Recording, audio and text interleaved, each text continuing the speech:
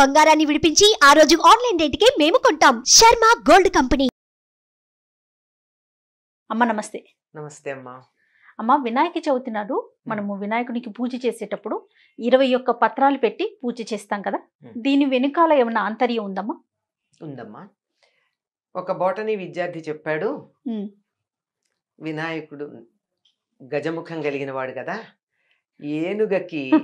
ఏనుగ శాకాహారి కదా, చెట్లు విరుచుకు తినడం అలవాటు కదా, అందువల్ల ఇలా రకరకాల ఆకులతో చేస్తాము అన్నాడు.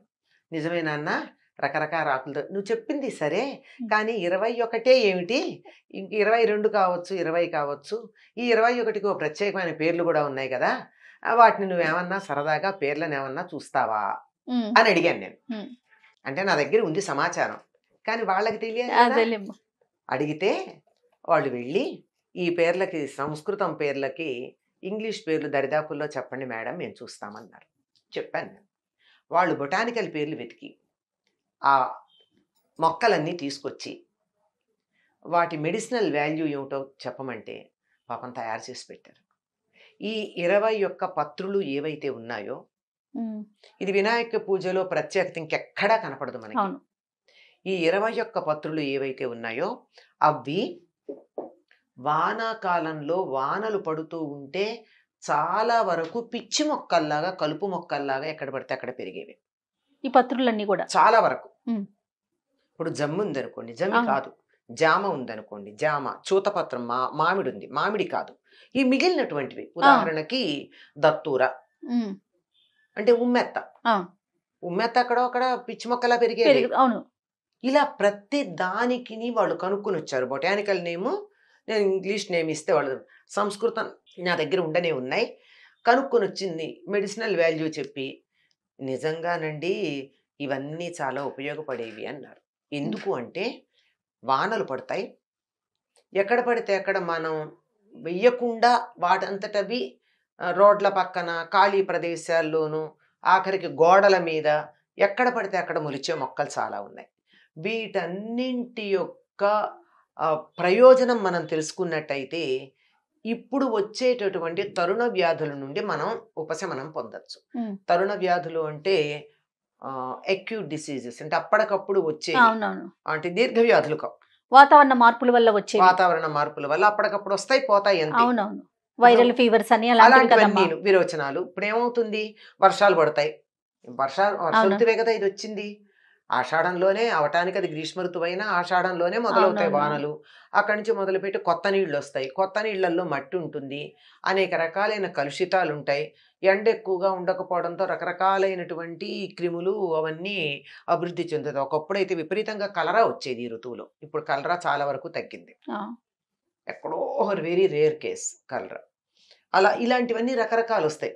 జలుబు, జ్వరము, దగ్గు, విరేచనాలు, వాంతులు, దీనికి సంబంధించిన కడుపు నొప్పి, ఇవి ప్రధానం.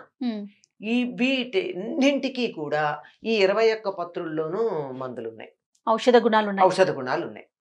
ఇవే కాకుండా దీర్ఘ వ్యాధులకు కూడా వీటిల్లో మందులు పనికొచ్చే ఉన్నాయి. నీరియం అంటే కరవీరపత్రం అంటే గన్నేరు. ఈ గన్నేరాకు ఎంత విలువైనదో, అది శరీర సంబంధమైనటువంటి అనేక వ్యాధులు, చర్మ సంబంధమైన అనేక వ్యాధులకు అది మందుగా పనిచేస్తుంది. అంచేత పిల్లలకి రేపు పొద్దున ఒక చిన్న పిల్లాడికి జ్వరం వచ్చింది, పెద్ద పిల్లాడిని వెళ్ళి మరి ఆకు పట్టుకురారా అంటే వాడికి ఆకు తెలియాలి. ఇంట్లో కూర్చుంటే ఎలా తెలుస్తుంది? అందువల్ల పత్రి తీసుకురావడం వాళ్ళకి చెప్పేవాళ్ళు పూర్వం. తీసుకొచ్చి వాటన్నిటిని అట్లా ఒక పళ్ళెంలోనో ఆకులోనో, ఇదిగో బృహతీపత్రం, శమీపత్రం, జామీపత్రం, చూతపత్రం, ఇలా వేటికి బదరీపత్రం, రేగాకులు, ఇలా వేటికవి ఈ 21 పత్రులు అలా విడివిడిగా పెట్టడం తెలుస్తుంది. అలా నేర్పించి, ఇదిగో వినాయకాయ నమః బృహతీపత్రం సమర్పయామి, ఎరా బృహతీపత్రం వే అంటే వాడికి తెలుస్తుంది. వాకుడు బృహతీపత్రం అంటే, మాచీపత్రం, రెండోది మాచీపత్రం ఉంటుంది, మాచిపత్రి తెలుసు. ఇట్లా ఇవన్నీ కనుక తెలిసినట్టయితే రేపు పొద్దున హఠాత్తుగా ఏదన్నా చిన్న తరుణ వ్యాధి, సీజనల్ ఏదన్నా వచ్చినట్టయితే, ఒరే మాచిపత్రి ఆకులు 4 కోసుకురా అన్నప్పుడు పడితేస్తాడు. అరే తులసి ఆకులు 4 పట్టుకురా నాన్న, లేదా దత్తూర తీసుకురా అంటే ఉమ్మెత్త ఆకులు పట్టుకురా అంటే తీసుకురావడానికి వీలుగా ఉంటే వాళ్ళకి బాగా తెలుస్తాయి. ఇంట్లో ఇంతకుముందు తెలియకపోయినా పెద్దవాళ్ళు తప్పనిసరిగా తెలుసుకుంటారు. అవునమ్మా. వీటన్నింటికి ఇది ఉండడమే కాక ఈ ఆకులు ఇందులో 20 పత్రాలు మనకి దొరుకుతాయమ్మా. దేవదారు పత్రం ఒకటే మనకు అందుబాటులో ఉండదు. మిగిలినటువంటి 20 కూడా 21 అని సంఖ్య పెట్టడానికి ఏమన్నా ఉందమ్మా? త్రిస్తప్త సమిధకృతా, సృష్టి చేసేటటువంటి సమయంలో 7 మూళ్ళు 21 సమిధలతో ఈ సృష్టి అనే హోమం చేయడం జరిగింది. 21కి చాలా ప్రత్యేకమైనటువంటి విశేషం ఉంది మనకి శాస్త్రాల్లో. సంఖ్యాశాస్త్రం 21 ఇది దీనికి అనుకూలంగా కూడా అనిపించటం ఉంది. ఈ దేవదారు తప్ప మిగిలిన 20 పత్రాలు మనకి దొరుకుతాయమ్మా. వీటిని తెచ్చి వీటి వివరాలు కనుక తెలిస్తే తర్వాత ఉపయోగం ఉంది. ఇప్పుడు ఎవరో వాడే పరిస్థితుల్లో కూడా లేము. జ్వరం వస్తే ఆ తులసాకు తీసుకురా, దాన్ని చక్కగా కషాయం చేసి ఆ నీళ్లు పట్టు, ఉదయం మధ్యాహ్నం సాయంత్రం పట్టినట్టయితే వీలైతే ఒక చుక్క తేనె వేసి పట్టు, 2వ రోజు కల్లా జ్వరం తగ్గుతుందంటే నాకు అంత ఓపిక ఏది. ఇప్పటికిప్పుడు క్యాల్పాల్ కాదేదో వేస్తారు, అంటే క్రోసిన్ పిల్లలకైతే సిరప్, పెద్దవాళ్ళకైతే టాబ్లెట్ వేసి 5 నిమిషాల్లో టెంపరేచర్ తగ్గేట్టు చూస్తున్నాను తప్ప క్రమంగా తగ్గే పద్ధతి చూసుకోవటం లేదు. అది చాలా తప్పు. ఒక్కసారిగా టెంపరేచర్ తగ్గడం కూడా తప్పే. స్లోగా తగ్గాలి. అంత ఓపిక లేదు కానీ తెలియడం అయితే ఉంటుంది. ఇవన్నీ చెయ్యలేం కదా, మరి ఏమిటి ఉపయోగం ఇప్పుడు మనకి అంటే అవన్నీ కలిపి అక్కడ పెడితే ఇంట్లో 9 రోజులు 7 రోజులు ఉంచుతాం కదా, దాని నుండి వచ్చేటటువంటి గాలి కూడా చాలా ఉపయోగపడుతుంది. ముఖ్యంగా మీరు ఇందులో సింధువార పత్రం అని ఒకటి ఉంది, అంటే వావిలాక అంటారు.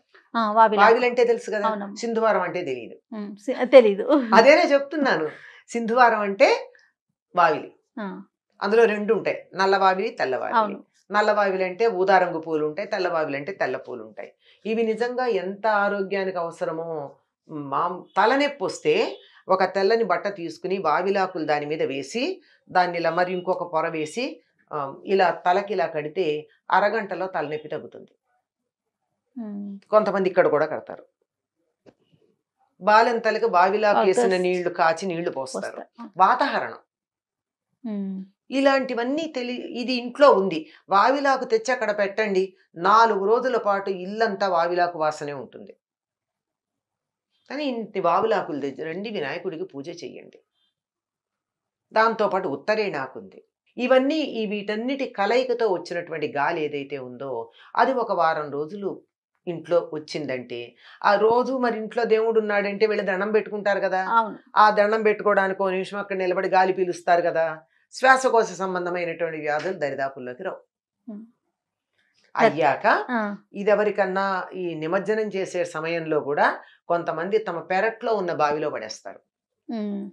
ఆ బావిలోను చెరువులోను ఇవి పడేస్తే ఈ ఆకులన్నీ పడేస్తాం కదా పత్రి, వీటి వల్ల కొంతకాలం పాటు ఆ నీళ్లు స్వచ్ఛంగా ఉంటాయి. ఊళ్ళో వాళ్ళందరూ తెచ్చి ఆ చెరువులో పత్రి వేశారనుకోండి, ఆ నీళ్లు స్వచ్ఛంగా ఉంటాయి కదా. పైగా అక్కడ ఏం జరిగేది, పూర్వకాలం ఆ చెరువులో మట్టి తీసి వినాయకుడిని చేసేవారు, చెరువులో పూడిక తీసినట్టు అయ్యేది. ఈ ఆకులు వేసేవారు, స్వచ్ఛంగా అయ్యేది. ఎంత మంచి పద్ధతి. పూజా విధానంలో వ్యక్తిగతమైనటువంటి పురోభివృద్ధి, కుటుంబపరమైనటువంటి సమృద్ధి, సమాజపరమైనటువంటి సమబుద్ధి, పర్యావరణపరమైనటువంటి స్పృహ ఇన్ని కలిగించటం, తర్వాత ఖగోళ విజ్ఞానం, ఇలాంటివన్నీ కలిగించేటట్టుగా ఉంటాయి మన పండగలు ఏది చేసుకున్నా. చూడండి, ఒక్క పత్రి వెనకాలే ఎంత విషయం దాగుందమ్మా. అద్భుతం కదా నిజంగా. ఖచ్చితంగా పాటించాలమ్మా. ఇవన్నీ కూడా దొరుకుతాయమ్మా, దొరుకుతున్నాయమ్మా, ఇవన్నీ దొరుకుతాయి. అవును, కపిత్తం వెలగాకు దొరుకుతుంది, ఉత్తరేణాకు దొరుకుతుంది కదా, దొరుకుతుంది. ఎక్కడ మనమే వెళ్ళి వెతుక్కోవచ్చు, అసలు అన్ని దొరుకుతాయి. ఎటు వచ్చి వెలగ చెట్టు దొరకడం కష్టం, సెమీ దొరకడం కష్టం.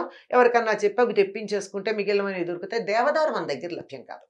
ఒకవేళ దొరకకపోయినానమ్మా మనకి సంతలు ఉంటాయి కదా, అక్కడ కూడా వాళ్ళు ఇవన్నీ ఇవ్వరుగా, వాళ్ళు పార్థీని ఆకులే తెచ్చిస్తారు. అదొకటే చెత్త పనికిరాదు.